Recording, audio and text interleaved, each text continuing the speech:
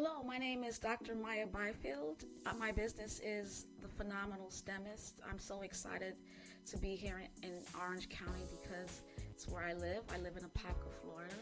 And I decided to make this business because I saw a need for underrepresented students to be successful in STEM, which stands for science, technology, engineering, math. And the best way I can do that is just provide products for parents to prepare them, whether it's a book or online STEM camps or just video podcasting.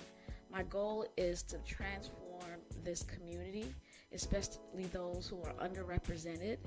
And the way to do that is to help parents understand their children's minds and basically develop them at different stages of their lives to be prepared for a successful STEM career. Thank you so much. That's why I'm here.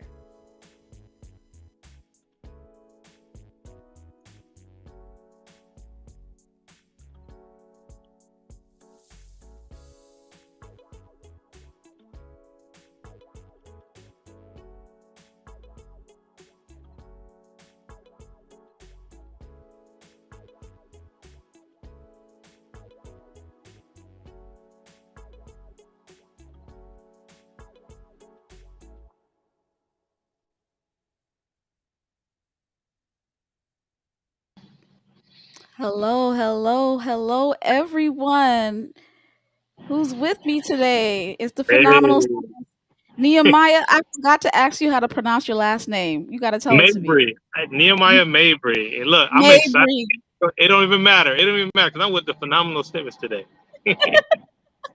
I'm excited to be with you. I mean, listen, I'm taking notes today. I'm taking notes, Nehemiah. Dr. Nehemiah Mabry is with me today. We're talking about how to become a STEMpreneur. Dr. Nehemiah Mabry received his bachelor's from my alma mater, Oakwood College, now university. He received applied math and engineering and applied math and science. What did you say? I'm sorry. Applied Applied math, mathematics. Yeah, applied mathematics and engineering was a double major. double major, and then he received his master's. He went on to the University of Huntsville, Alabama at Huntsville, where he received his master's degree in civil engineering. This is an engineer, y'all. This is a strong engineer. He went on to do his PhD in structural engineering from North Carolina State University. And I'm so excited to talk to you about your transition from engineering, not that you're not an engineer anymore, but into a field that I'm getting into as well. I call it STEMpreneurship. And so There once you go. again, I'm really, really grateful that you're here. Say hi to the people. What's up, people? Listen, I am excited to be here, Maya.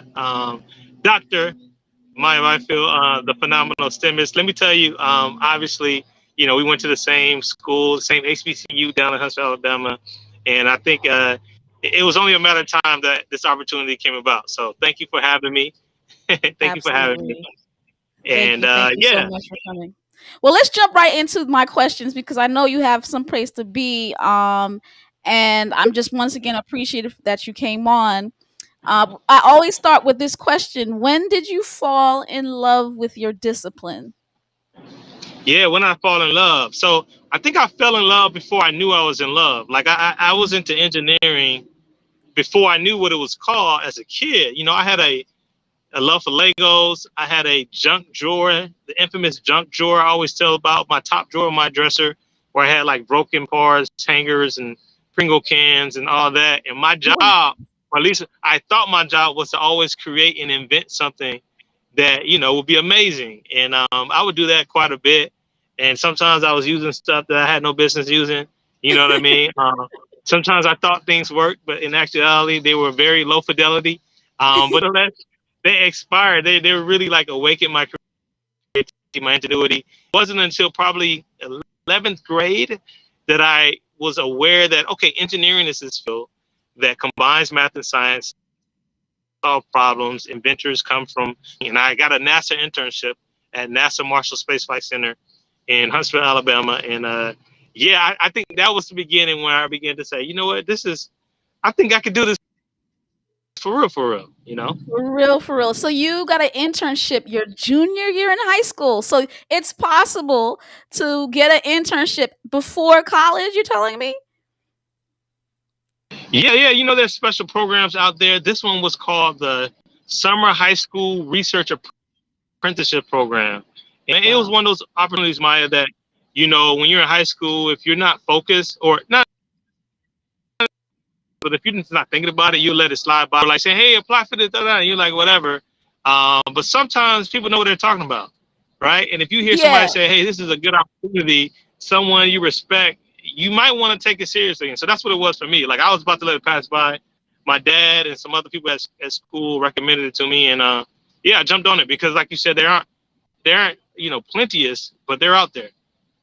They're out there if you take the opportunity at your grasp. And you must have pushed a little harder when you were a junior in high school, even though you were gonna let it pass.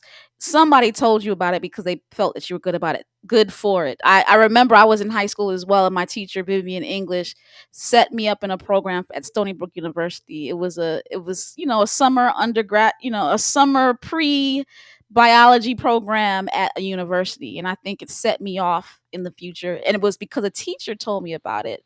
Yeah, I wasn't just playing around though. She wouldn't. I don't think she would have told me about it if I was just playing around. So those of you who are really interested in some kind of STEM field, listen yes. to your teachers. They believe in you, and you could do it. Yeah. Okay. 100%. And I add to that just to say that people often are asked who they recommend for opportunities, right? And when you're out there, if you're taking your time seriously, you will be top of mind for people when they're asked who they recommend. So that's key. That's the key word. Top of mind. Key Yeah, phrase. yeah, Key phrase. Listen, high schoolers, college students as well, seek to be the top of mind. I love that. I love that. So you're not the only engineer that said I had a junk drawer, and then so I always tell parents, if your kid is breaking things and trying to put things back together, that's a future engineer right there. You need to cultivate that. You need to no cultivate doubt, that. no Yeah, doubt. okay. So what tools did you use to discipline yourself to succeed? Yeah, you went through a lot of education, and Yeah, I'm assuming you need a lot of discipline for these degrees, especially engineering. What yeah. tools did you use? That is a good question because tools sometimes are kind of they make or break you. But I can tell you that the tools I used were very like available. One, as I was becoming more and more disciplined, and I realized that my work required more and more of my intentional effort, I would really use my timer on my phone quite a bit when I was studying. We have so many distractions, right? And social media and like just our mind is everywhere. But I actively use the time on my phone to make sure I could like focus on a problem that I was studying for a distinct amount of times, like 15 minutes, 20, 25 minutes. I would say, hey, I'm going to make sure I lock in and I focus. And then get this, maybe I'll reward myself to see how many likes I got on my last post after that. Yeah, there you go. There you go. You know what I mean? Like I'm gonna sit down and I'm gonna do spurts of where I'm just 100% in focus. Because if we don't lock ourselves into some sort of constraints, we may fool ourselves to believe that we have more time than we actually have, and we may have several hours. But that time could easily just slip by if you're not intentional. So I use my timer a lot. Obviously, we know the importance of having study buddies and study groups and things of that nature. But here's one thing I started recommending to people recently. Like there are ways that you can write yourself kind of like a post dated letter or email, right? That basically either congratulates you on something you've done or accomplished or reminds you of something. We all know about calendar reminders. That's really big. But basically holding yourself accountable, future you, right? If Future you're like, you. I need to get this done by this date at this time, go ahead and schedule email now to follow up with yourself. And obviously, nothing replaces this sheer discipline and execution. But those are things that I've used in terms of tools. I love it. These are like practical tools. Number one, put the timer on. I used to do the same thing, like only a half hour, and then I would go walk around in the library and come back. And I had to socialize, but I locked in. Locking in is so important, and I love how you say use something for that expensive phone that you bought. Use a tool on that expensive phone that you Right. have. It happens to be a lot on here. You may not Yeah, realize. use that timer and lock in. I love, I'm going to use that for myself. The writing future me, because I have Yeah. goals for the future still. So Mm-hmm, writing, hmm. sending an email to my future me on a specific date. You could do that with Yeah. the technology that we have. I Yes. love Yes. that. Yeah. So basically, I'm hearing use the technology you have. We're spending a lot of money on our devices. I want us to really take the time to think about the different ways we could use that technology to lock us in. That's an awesome idea. I'm gonna use it for myself. All right. So, what were some challenges you had? What did you have? Like, what challenges did you have while you were in school? I love how you asked that question so certain because we know that there are challenges in the STEM journey, without a Yeah. doubt. It's not an if Don't you let ask don't let me. anybody make you feel that there's not, guys. Don't let I'm telling anybody make you. you feel that there's not. I'm telling you. And if you run up against a bad grade, which I had several, right? You run up against just burnout, exhaustion. You run up against, I would even say, and this is what I'll say now, because there are a lot, but sometimes in your personal life, you have things happen that cause you to question if what you're doing academically or professionally is even worth it, right? I remember when I was working on my PhD, my aunt passed. My aunt lived in Hawaii, and I'd never been to Hawaii to visit her. And of course, I've seen her several times growing up, but since she moved to Hawaii, I never made it out there. And so when she passed, I was really, really devastated because, like, man, I'm working on this PhD and I hadn't gotten out there to see my aunt. And Yeah. that was a moment that other people can relate to where you start wondering, like, man, maybe, if I wasn't doing this, I would have been out there, whatever case may be. And I just want to say that it is important. Definitely your family is more important than material possessions or anything like that. But you also got to always keep in focus why you're doing what you're doing, because what you're doing, the reason why I'm doing what I'm doing, and the reason why you may be doing it is so you can ultimately put your family in a better place, so that you ultimately can stand on the shoulders of people who helped support you as a youngin, to be able to take the next generation to the next place. So ultimately, maybe I didn't make it to Hawaii, but I had a relationship with my aunt to the fact that I know she would have been extremely proud and is extremely proud for what I have accomplished. And so Exactly. challenges come by way of having to revisit your why, your foundation. And for me, I had a number of those things due to personal circumstances, as well as just outright hard classes and failures and on tests and things like that. Yeah. So the challenges, you especially in 10 years and or more of education. I'm Yeah, hearing bachelor's, master's, PhD. yeah, yeah. That takes a long time, Over a a decade. long time of sacrifice, and you start to question, especially like I'm hearing you said you had bad grades. So it's Mm-hmm. possible to get a PhD in engineering and have bad grades? Listen, it's not only is it possible to have bad grades or get a bad grade, a few, but to have failed the class, to know what There you it go. feels like to have to drop a class because there's no way you're going to pass and take it over. Yeah. Listen, this is a powerful statement that you're saying because many people feel that once they have just even a C, they don't get to become who it is. But I'm hearing fail a class, drop a class. Yeah. If you persevere, Mm-hmm. I saw this on Facebook. I think it was a I think it was a NASA astronaut. He said, "I've had multiple C's. Like nobody looks at my GPA. I'm an astronaut now." And sometimes I feel like other people get better benefit of the doubt more so than us. But what I'm hearing from you that you even had poor grades, but you kept trying and this is so important for the engineers because many of you had a major in math, and many of us M for mathematics. Many of us are afraid of math. We think that if we don't do well in math, then it's over for us. It's not. It's not. You keep pushing. I hear Sperancia. She's saying, "Keep pushing. Keep Keep pushing. pushing Stay with through. it. Stay with it. Stick with it. Yes. Complete." Yes. Complete it. And Yes. even if Complete you it. withdraw, try again. Mm-hmm. Even if you Mm-hmm. fail, try again. This is so important for like my mother says, it's our young African American men and boys. they're in classes right now. They're in math classes right now. They're in engineering classes right now, and it seems as if you're like, I'm not. It's not meant for me. You're seeing all these other cultures around you, right? And then only you see maybe one or two of you, and you got an F, or you got a D, or you got a C, or you have to do a W, and here you think, okay, well, yeah, that's the reason why there's only one or two of me. I'm not Yeah, supposed to be here. That's not true. That's not that's not true. true. That's not true at all. And you, it's so real because here's the thing: like, no one can stop you but you. Like, failure is not defeat until you stop trying.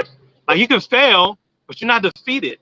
And you can have multiple failures, but all you gotta do is get up more often than you fall down. It's when you stop trying, you choose not to get up that extra time, that defeat sets in. And that's something we control. That's something we control. And there's always a new way because engineering, you said especially for engineers, we are problem solvers. So when we fail, the problem that we have to solve is, all right, what didn't I do this time that I can do differently next time? There we go. Who did There we I? go. What type of studying did I not have? I always tell the story about how, when I failed an exam and I realized like my charisma wasn't enough for the professor, right? Like being able to like brown out the professor was enough. That's when I started realizing I had to study for each lecture. Like every time I left a lecture, I would go back to the library and save like another hour or so to just go over the lecture notes as if I'm going to be tested on that the next class period.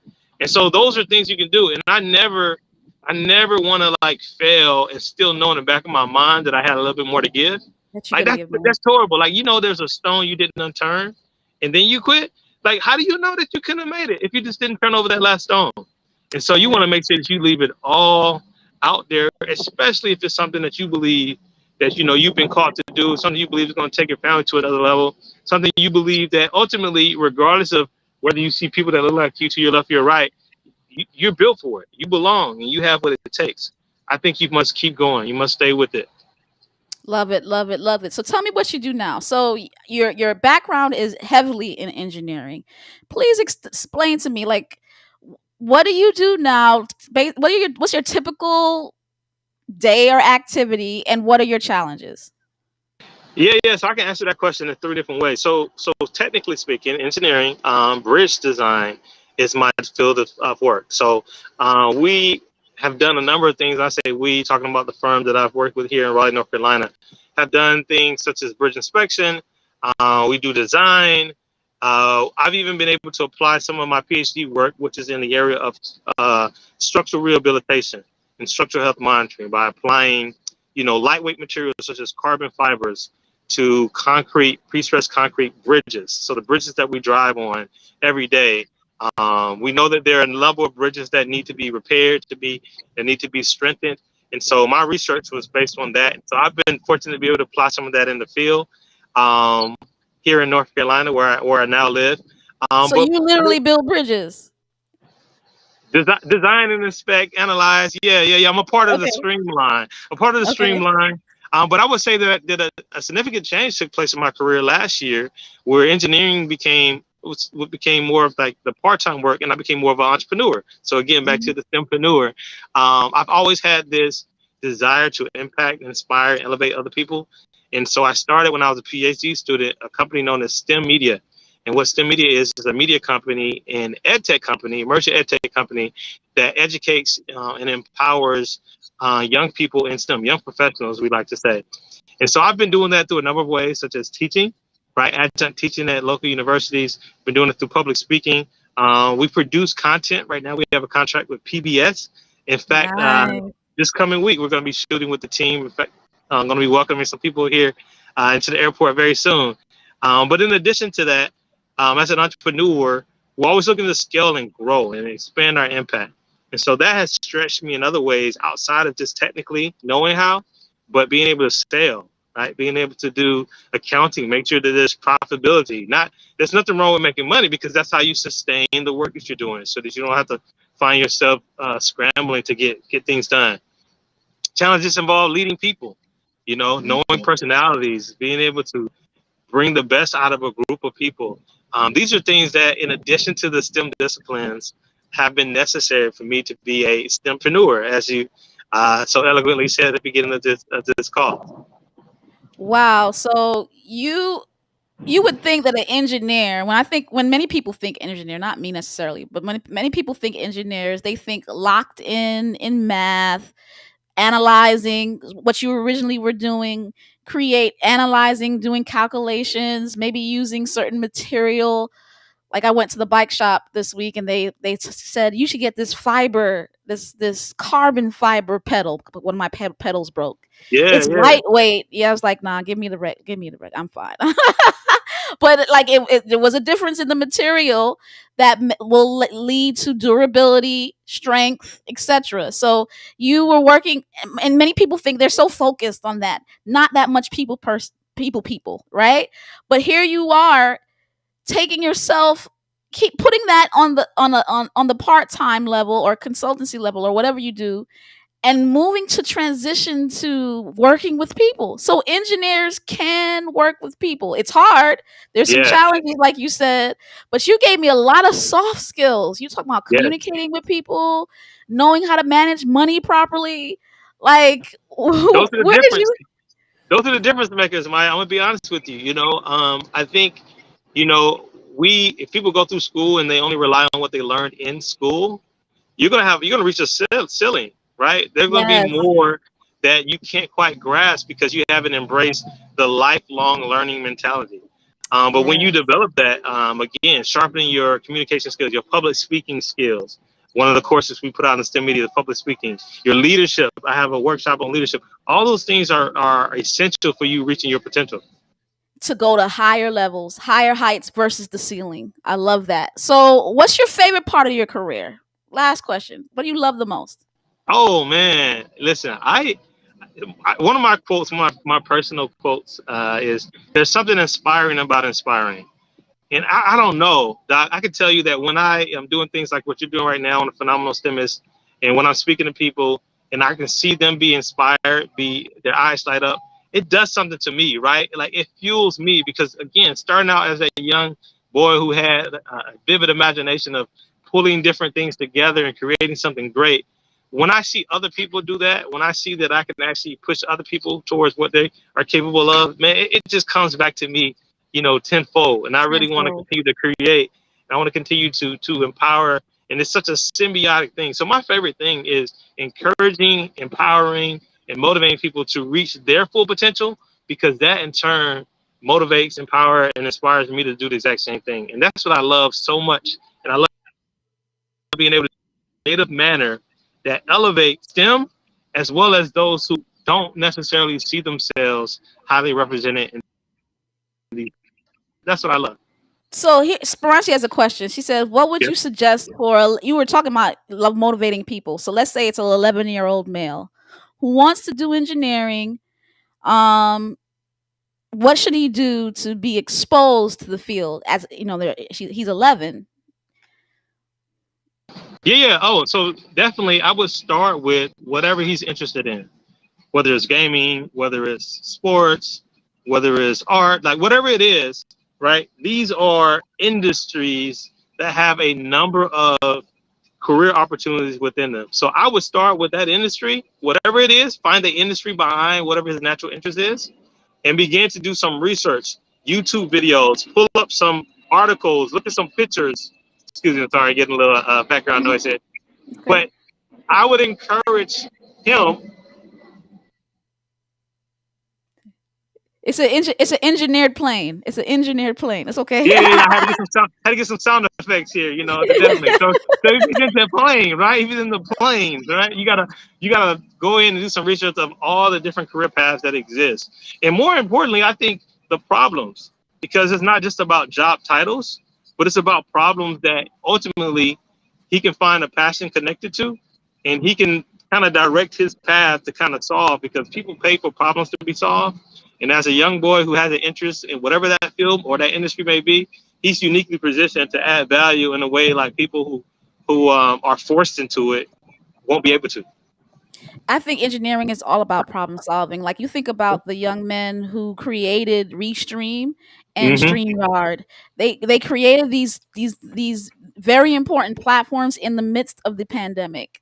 right? Yeah. And Yeah. and and they put it out there at least. They probably were creating it from way before. So they Hmm. envisioned this and they saw a problem. All of us are getting into using media to stream. You're Yeah. yourself, you have a program called STEM Media, Yes. right? Yes. And you're using your talents to expose science, technology, engineering, math to all people in a creative way, and you need tools to do so, and engineers create those tools. So you got to start thinking about what will the future thing needs be, and Hmm. how can I incorporate, in your case, Sperancia, an 11-year-old boy, how can he incorporate his passion for engineering with the problems of the future? And like, I love how Yeah. you said, check out the YouTube videos. Yeah. Check Yeah. out, there's a wealth of information out here now that myself and Nehemiah never had access to. And I want Absolutely. young people to you may want to chill on the social media and Hmm. the TikTok videos, and literally use that same internet to empower yourself. Yeah, yeah. Expose yourself to so much. Yeah, and it's free. It's free. Yeah. Yeah, yeah. I have another question. Did you go straight through undergrad to grad to post grad, or did you stop and work in the field in between?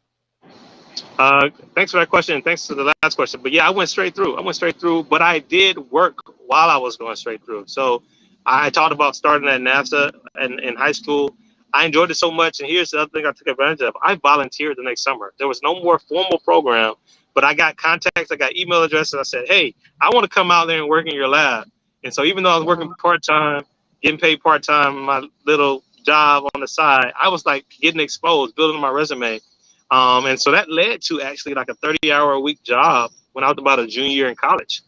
And so from Wow. junior year to finishing my master's, I actually was full-time student, but also near full-time employee. That allowed me to continue to work and again build that experience.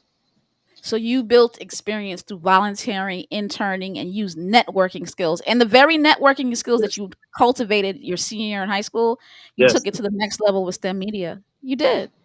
Yeah. Because there are a lot of engineers that don't do what you do. They stick Yeah. to their thing.